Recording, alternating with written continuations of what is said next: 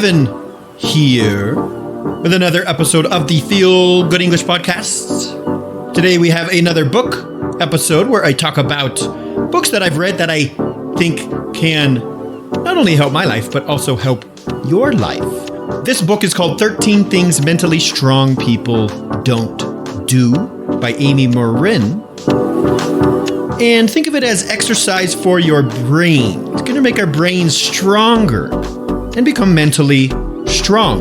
In this episode, I'm going to talk about a few things from the book. I'm not going to talk about all 13 things. That would take too long. When I saw this book online, I was reading the preview, and the name sounded just like another whatever book, nothing special. But then I saw the 13 things, and a lot of them connected with me. They seem very current and modern, and issues that we are facing today with the social media and the way our world works, the modern world works today. So I just decided to check it out. Also, the author's story really intrigued me. She's a young woman, and in her 20s, her mother died suddenly, and a few years later, her husband passed away suddenly as well. So extremely dramatic things happened in her life, but she was able to find the strength inside herself and put 13 things in a book which helped her get through these rough times and to become the successful psychotherapist that she is today. I really enjoyed it. It gives some practical ways to deal with bad habits I might have, and maybe that you have, the way that we look at the world and the way that we connect with the world through social media and the negative aspects that can bring into our lives. The few things I'm going to talk about are, one is how social media is destroying relationships and making us lose touch with our true values. And I'm going to give you 2 ways that you can fight this problem. I'm also going to talk about how strong-minded people don't expect instant results. You can't become king in a day. Through social media and the media in general, want us to think that we could become rich and famous quickly, and everything happens very quickly, and we want everything right now. This creates stress and anxiety. And in this book, she helps you deal with this problem and how to not think we're going to get instant results all of the time. And lastly, strong-minded people don't try to please everyone. Are you a people pleaser? Do you try to make people happy all the time? Do you try to make your boss happy all the time to the point where it stresses you out? I know I've been there before, and I'm going to give you some tips on what you can do to avoid being a people pleaser. That's enough introduction. Let's get into the lesson.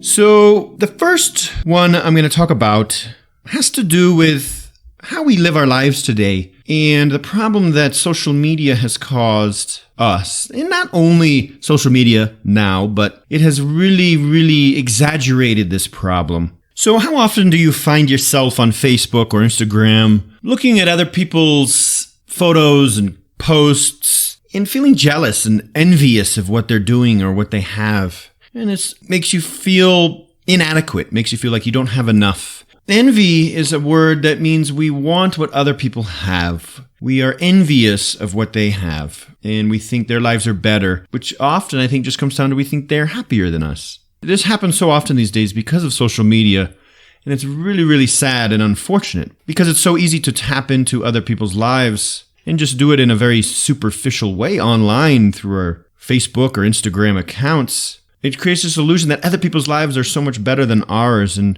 obviously, when people post good photos and vacation photos and things they bought, they only post things that are positive. Most people don't post the bad things that happened in their life. They post the good times. So some people are having a lot more good times lately, so they'll be posting a lot more. But then when they're going through bad times, you won't see them as much. But we only attach to that good stuff. And I think naturally we tend to, by default, think that other people's lives are better than us when we get connected to that stuff on Facebook. A big problem with this is we can easily get sucked into a rat race and working around the clock, almost killing ourselves through work, trying to achieve this level of success that we've created online through social media, this success of being on vacation all the time, having really nice things. And we kill ourselves just working too much. We get burnt out, stressed out, frustrated because our lives don't match what we see online of our friends. But in the end, relationships are what counts, and relationships are key. Healthy, strong, good relationships. A side effect of being envious of others online is this envy turns to resentment, and resentment means you almost are angry at this person, or you don't want to be around them. You think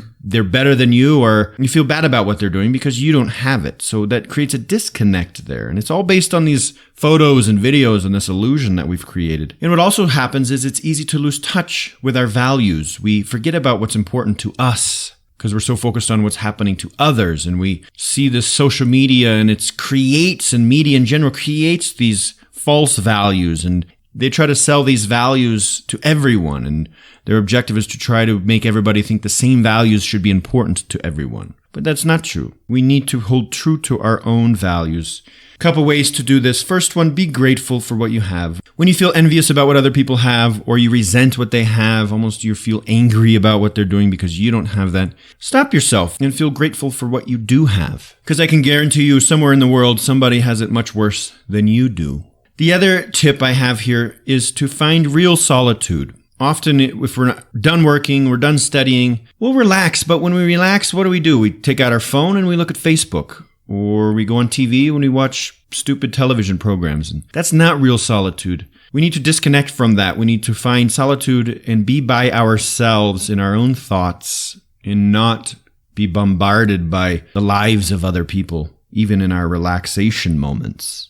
So you can read a book, you can meditate, you can go for a walk outside, listen to something inspiring or motivational or educational, and truly disconnect from the world. This will help you, and this can help you not always be connected with other people's lives in a very superficial way. The next thing from this book that I really liked is mentally strong people don't expect immediate results.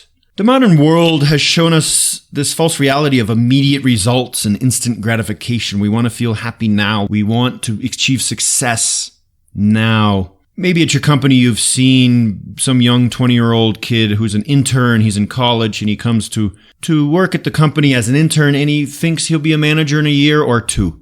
The way he acts, the way he works is if he isn't a manager in a year, he thinks he's doing something wrong. You've been there for 10 years. Putting in good work, and this young kid comes in thinking that he can be a manager in a year and post a photo of him in his new BMW on Instagram once he becomes a manager. It's that whole social media thing again, an instant gratification. You also see companies that have become billion-dollar companies in a few months, and they show you how you can too become an overnight success. But in reality, this is less than 1%. This is like 0.001% of the cases. Most successes take a long time, and you'll need to go through a lot of failures to get to the success that you're looking for. Perseverance is key. Perseverance separates the champions from the rest. To do this, just connecting it to the first one, stay true to your values. Find goals that connect with your values. Begin with the end in mind, like from Stephen Covey's book, which is also an episode of the Feel Good English podcast. Think of what you want in the end, and then create goals based on that, and keep working until you achieve those goals. Don't lose sight of your values based on what you think would be cool online or what you think other people would accept. So focus on your goals and persevere. Know that hard work, patience, and focus will bring you the success you're looking for. And the last one here, mentally strong people don't worry about pleasing everyone. Now, this is something that I've struggled with. I think I like people to be happy. I like to make people happy, and sometimes maybe too much. I want them to be happy, so I do what they want. So sometimes I find myself doing things for others that maybe I shouldn't be doing because it's not the best thing for me. Part of getting older is we recognize things in ourselves that might stress us out, make us tired, make us feel bad, and we find solutions to these problems. And so if you find it hard to say no to people, oftentimes they will take advantage of you because they know they can, because they know you'll do what they want. And this will cause you to feel burnt out, to feel frustrated and stressed out because you're just doing more than you should be doing. Some signs that you might be a people pleaser, sometimes you find yourself saying no to somebody, but then for many days or weeks after that, you still feel bad about it. You don't feel confident about saying no to somebody. Or maybe you do something and you don't feel good about it. Maybe it's something against your values. Maybe it's something unethical or dishonest, but for some reason you're doing it because somebody else wanted you to do it. That's definitely a sign that you're a people pleaser.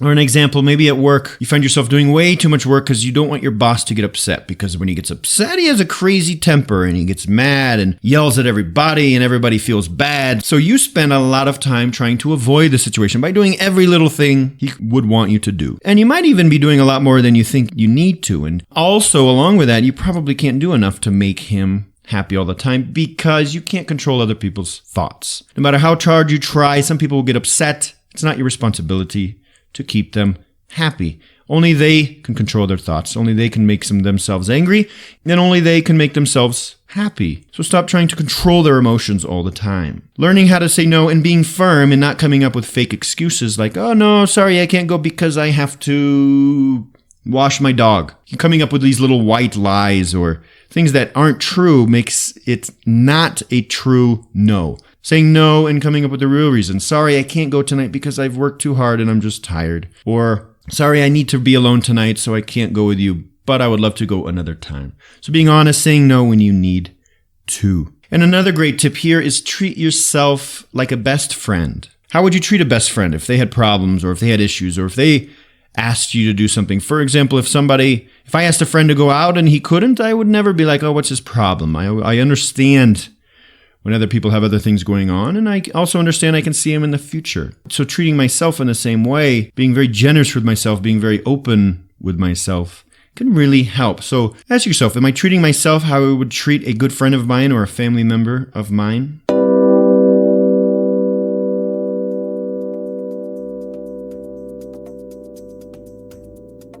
So going through the vocabulary from this lesson, at 50 seconds you hear me say tap into. You have to tap into. 2 words, tap, T-A-P, into, 1 word, into. To tap into means to connect with something or to understand something, to put mental energy into something, to connect with it so you can use the resource for what it is.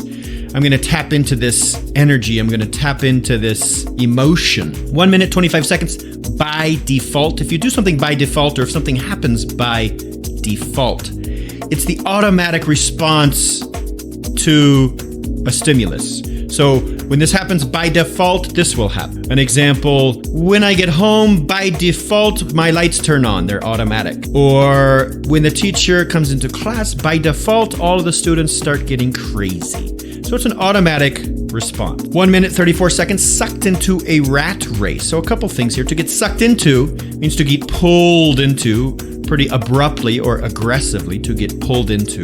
And rat race is an expression meaning usually we talk about the work cycle, always working to make more money and then working more to make more money, working more to make more money. So think of a rat in a track or in a device that he keeps going in circles.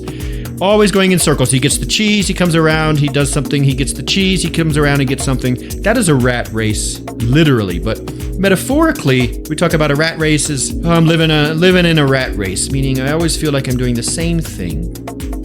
Big point in this episode, envy. Envy is when you want something somebody else has. You want the life they have. You want the things they have. You're envious of their life. And in the episode, I talk about how envy turns into resentment. Now, resentment is when you resent somebody. You have anger towards them, or maybe because you want what they have, you don't have it. Instead of just feeling bad about yourself, you actually start feeling angry with that person. You resent them. Or if somebody did something bad to you in the past, you resent them for that. You still have bad feelings. Remember that time she cut off my hand? Oh yeah, now I only have one hand. Yeah, I resent her for that.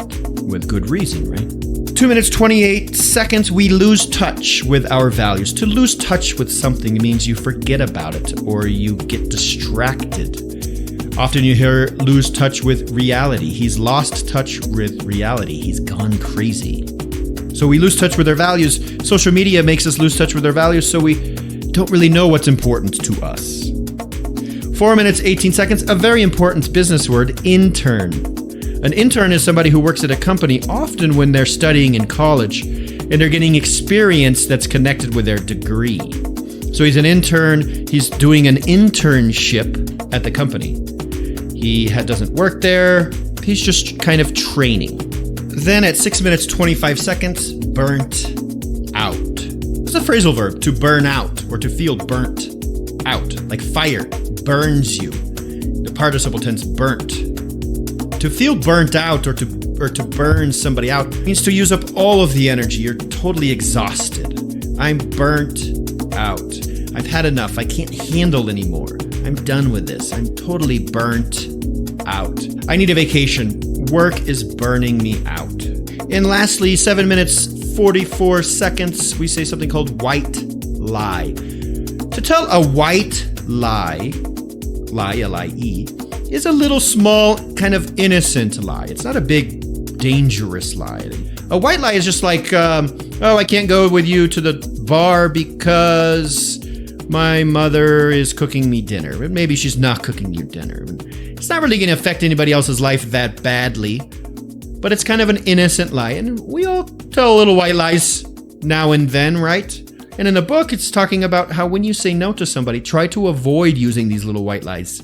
Try to be as honest as possible.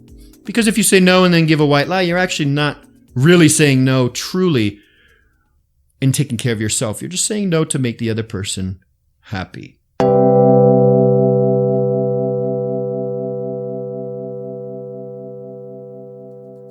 So, great book. I read through the 13 things mentally strong people don't do, and I saw a lot of them that connected with me, which led me to read this book. I hope the few things that I shared today can help you too. Again, if you like this book, go to my website, www.feelgoodenglish.com, and you'll find more notes and show notes and links and resources, and also a link to the book or the audiobook, which you can buy. And books like this are really good. They make you stronger mentally. They help you be more consistent and happy and confident about the choices that you make in life. So mental strength is just as important as physical strength. So I consider these books as going to the gym for your mind. And I hope you do too. Any questions? Send them to kevin@feelgoodenglish.com. In the US, we have Yo Mama's So Fat jokes. Don't know if you ever heard one of these. But anyway, here's one. Your mama's so fat, when God said, let there be light, he said to your mom, hey, excuse me, could you step out of the way, please? Thanks for listening, and I will talk to you soon.